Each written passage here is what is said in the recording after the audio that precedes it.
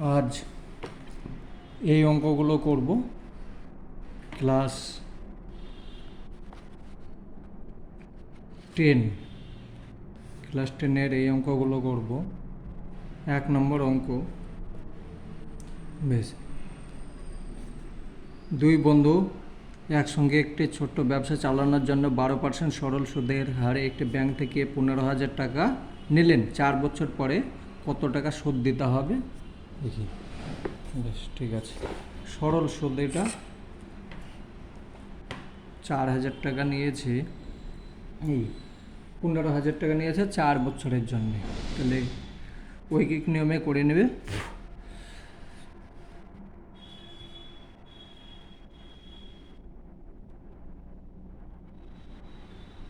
একশো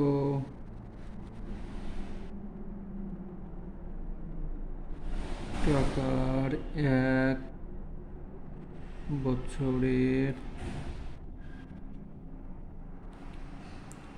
সুদ হয়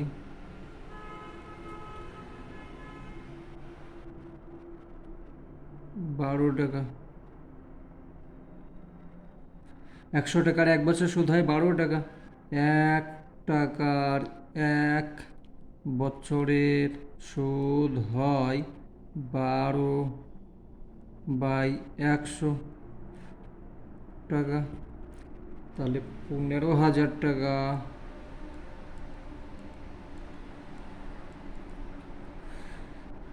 4 বছরের সুদ হয় 12 গুণ 4 গুণ 15/100।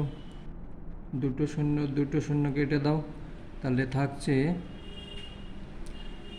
4 বারং 48, গুণ করে নাও।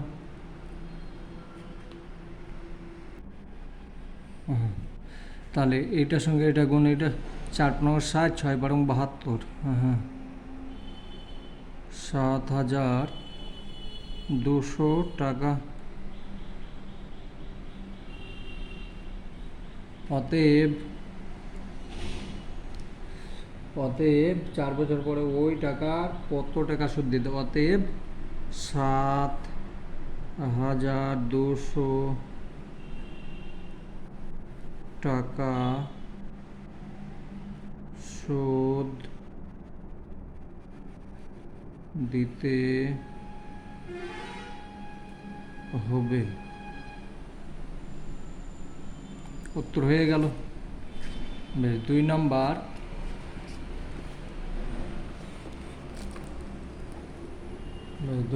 দেখো,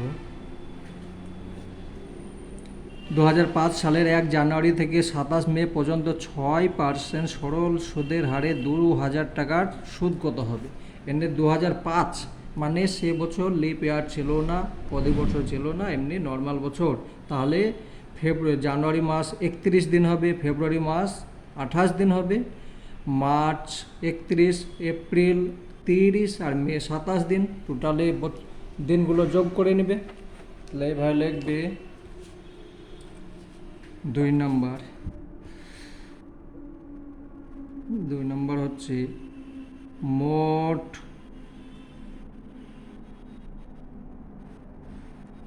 দিন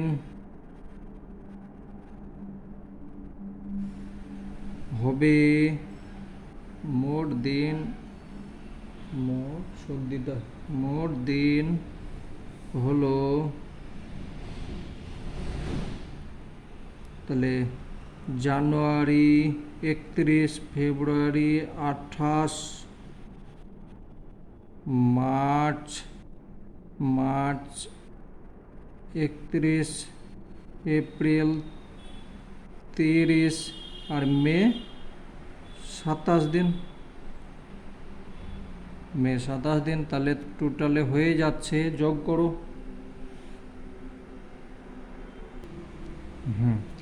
এখানে দেখো 27 হবে না, তার 27 তারিখে তো সে দিয়ে দিচ্ছে, তাহলে এখানে 26 দিনের সুদ দিতে হবে। মে মাসের 27 তারিখে পয়সা দিয়ে দিচ্ছে, তার মানে 26 দিনের সুদ দিতে হবে। ঠিক আছে, লেতে যোগ করলে হয়ে যাচ্ছে যে 6 1 10 আর হ্যাঁ বেশ 146 দিন, 146 দিন। এবার এখানে ঐকিক নিয়মে লিখবে 100 টাকার 365 দিনের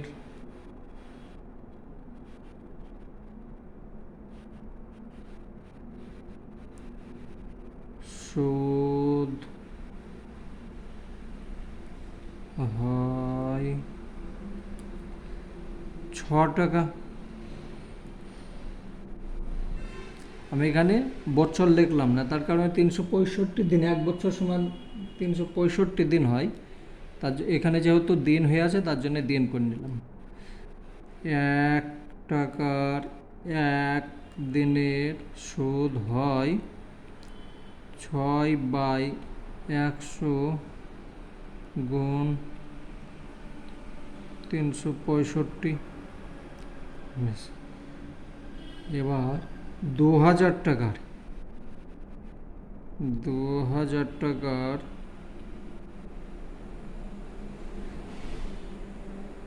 146 দিনের সুদ হয় 6 গুণ 2000 গুণ 146 বাই 100 365। কাটাকাটি করো, এই দুটো শূন্য, এখানে দুটো শূন্য, এটা 5 দিয়ে যত 5 7 35 আর 3 5 15, 5 দিয়ে কাটলে, একে যদি 5 দিয়ে কাটো তাহলে 4 5 20, বেশ 73 দুগুণে 140, হ্যাঁ 73 দুগুণে 146, তাহলে থাকছে 4 6 24, 24 দুগুণে 48, 48 টাকা।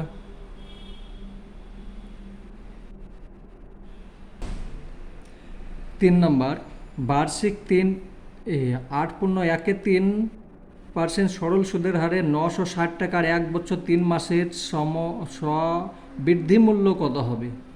বেশ, দেখো এখানে এটা ঐকিক নিয়মে করবে। 1 বছর 3 মাস, তাহলে লিখবে 100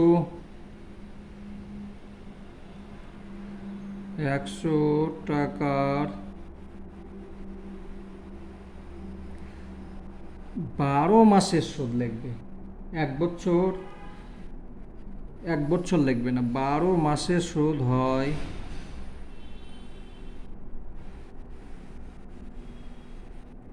মাসের সুদ হয় 8.13%, এই এত টাকা সমান সমান এটাকে পূর্ণ ভেঙে নিলে হয়ে যাচ্ছে কত, 3 8 24, আগে 25, 25-এ 3 টাকা। বেশ, 1 টাকার 1 মাসের সুদ হয় 25, কম হবে তাহলে 25/3, 100 টাকা। বেশ, তাহলে এখানে 960 টাকার, এখানে বলেছে 1 বছর 3 মাস, 1 বছর 3 মাস মানে কত, 15 মাস, 15 মাসের সুদ হয় 25 গুণ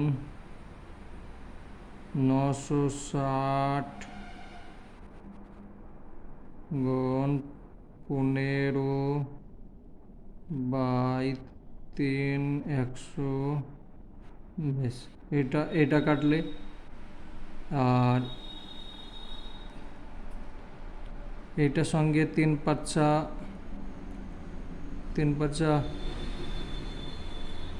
15 কাটলে, 5 × 2 = 10 কাটলে, আর এটার সঙ্গে এটা 48 × 2 =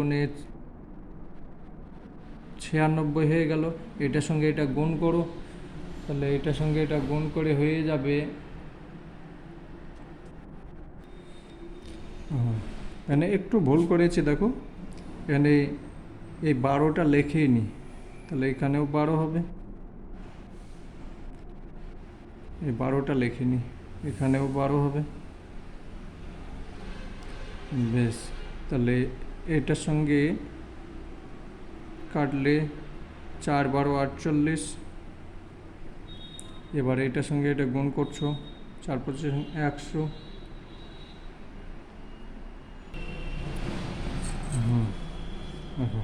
তাহলে 4 × 25 = 100,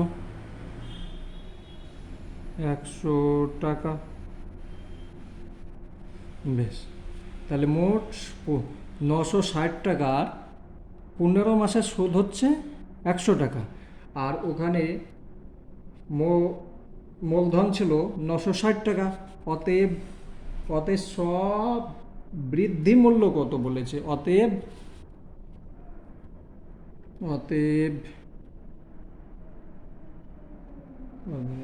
সব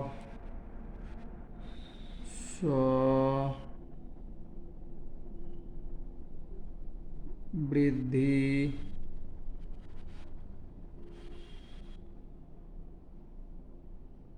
মূল্য 960 + 100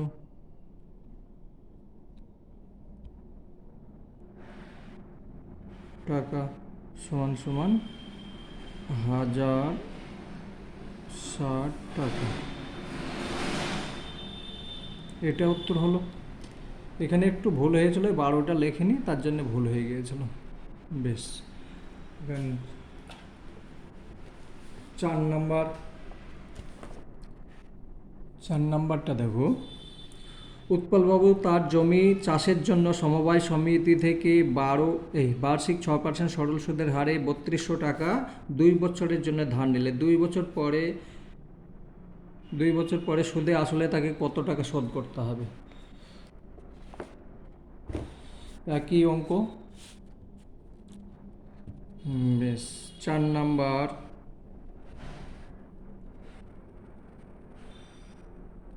100 টাকার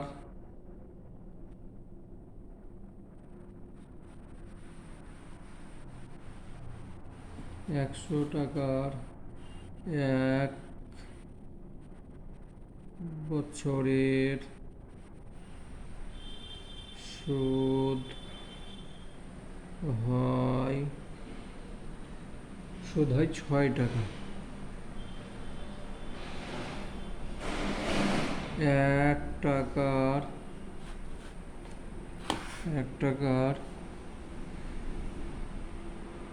1 বছরের সুদ হয়, কম হবে, কম হলে ভাগ টাকা, এখানে 3200 টাকা। 3200 টাকা 2 বছরের জন্য ধার নিয়েছে, তাহলে 2 বছরের সুদ হয় 6 × 2 × 3200/100। 0 কেটে দাও, 32, এটা 6 × 2 = 12, 12 সঙ্গে 32 গুণ করে দাও, 12 × 32, তাহলে 384 টাকা।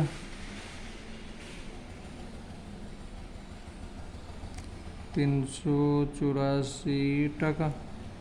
বেশ, অতএব তাকে সুদে আসলে 2 বছর পরে শোধ করতে হচ্ছে কত দেখো, এই শোধ ছিল, আসল ছিল এইটা আর শোধ হচ্ছে এইটা। অতএব অতএব উৎপল বাবুকে 2 বছর পরে তাকে, অতএব তাকে তাকে তাকে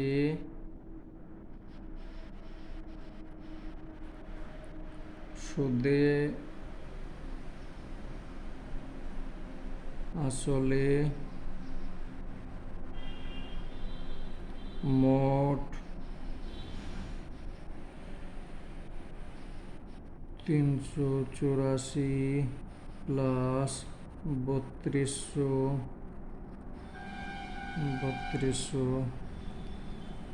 তাহলে হয়ে গেল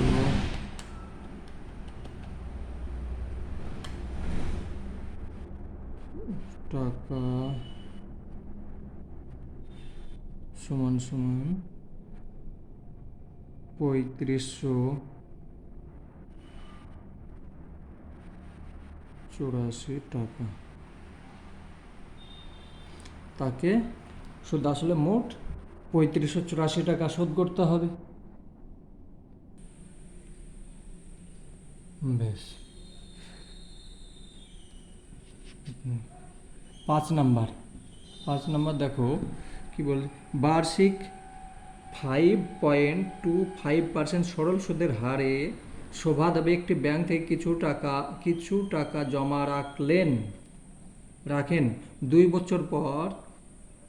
বছর পর তিনি সুদ হিসাবে 840 টাকা পেলেন।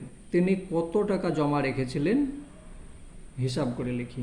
এখানে সুদ পেয়েছে এত টাকা, বার্ষিক সুদের হার এত টাকা, কিন্তু কত টাকা তিনি জমা রেখেছিলেন সেইটা বলছে না। তাহলে সেটা আমাকে বের করার জন্য এখানে লিখবে, ধরি তিনি 5 নাম্বার, ধরি তিনি ব্যাংকে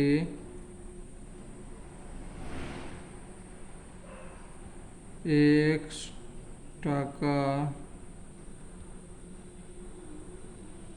জমা রেখেছিলেন।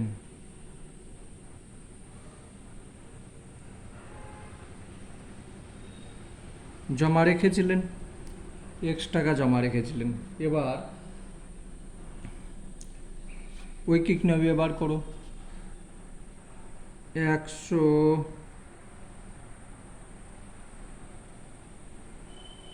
টাকার 1 বছরের সুদ হয় 5 টাকা 25 পয়সা, তাহলে 5.25 টাকা। 100 টাকার 1 বছর সুদ এত টাকা, 1 টাকার 1 বছরের সুদ হয় 5.25 বাই 100 টাকা। তাহলে x টাকার 2 বছরের সুদ হয় 5.25, এটা দশমিক তুলে দিলাম, তাহলে 100 নিচে হয়ে গেল। তারপরে 100 টাকা তো এই 100 তো ছিল, গুণ এখানে এক বছরের এই x টাকার 2 বছরের কত সুদ সেটা দেখতে হবে। এবারে এটা আমাকে কাটাকুটি করতে হবে। বেশ, কাটাকুটি করবে। বেশ, এরকমই থাক, এত টাকা এরকমই থাক, পরে করে নেবে। বা অতএব প্রশ্ন অনুসারে প্রশ্ন অনুসারে 25 to 5 গুণ x গুণ 2/10,000 সমান কত হচ্ছে এখানে 800 টাকা, 840 টাকা, তাই তো? হ্যাঁ, 840 টাকা। এইটা সুদ পেয়েছে, তাহলে এইটা প্রশ্ন অনুসারে এইটা সমান এইটা, বা বা এটা কাটাকাটি করে নিলেও হবে, বেশ এটার সঙ্গে এটা গুণ করে দেবো, এটার সঙ্গে এটা বেশ থাক। এক্স সমাধান করো, এক্স সমান 840, এটা এখানে চলে গেল, গুণ 1000, 10,000,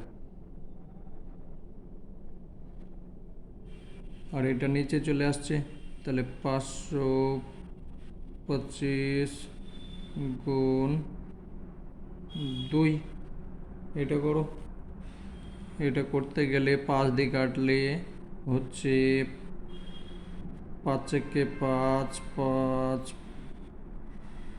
5, তাই তো? 5 একে 5, 5 5 10 50, 5 5 25, হ্যাঁ ঠিক আছে।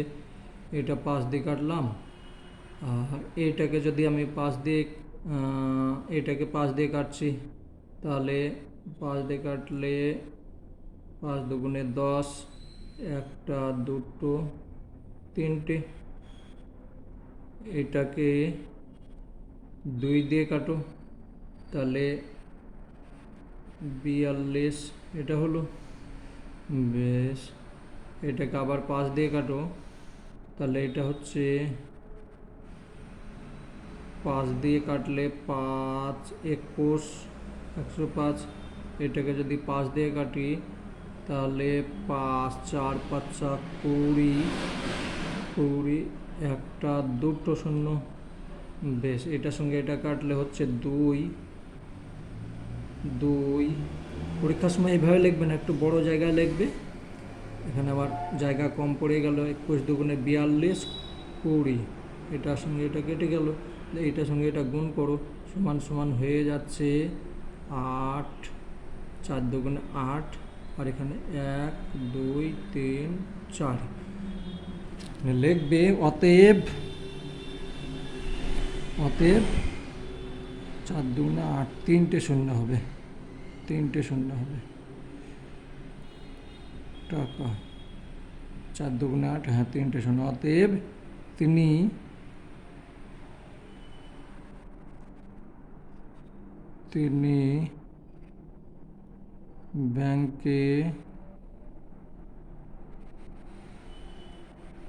ব্যাংকে 8,000 টাকা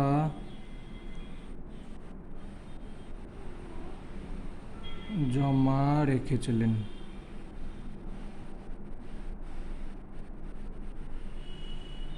হয়ে গেল অঙ্ক।